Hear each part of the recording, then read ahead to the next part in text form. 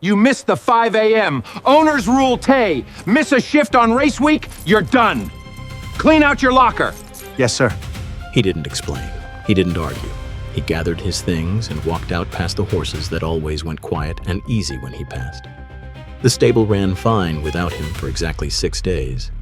Then a state trooper's cruiser rolled up the drive, and behind it, a family in a borrowed car. The barn manager met them, thinking trouble.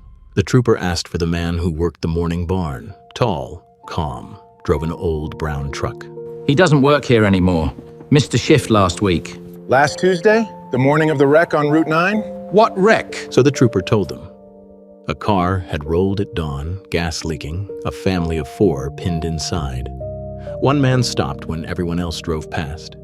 He pried a door open with his bare hands, pulled 2 kids and their parents clear, and stayed with the smallest, a girl with a broken arm, through the ambulance and the hospital hallway until her grandparents arrived. Then he'd quietly driven off. Charlotte Ainsley, who owned the stable and had signed off on the firing, came out onto the gravel. He never even told us his name, it added. You fired him for being late. The manager had no answer.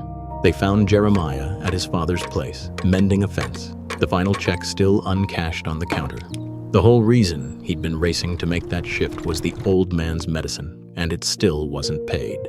You pulled 4 people out of a burning car and let us fire you for it. Didn't do it for the barn. Didn't want it to sound like an excuse.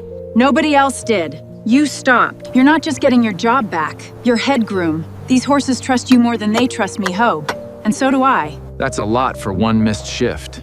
It's the right amount for what you actually did. The horses missed you, she added.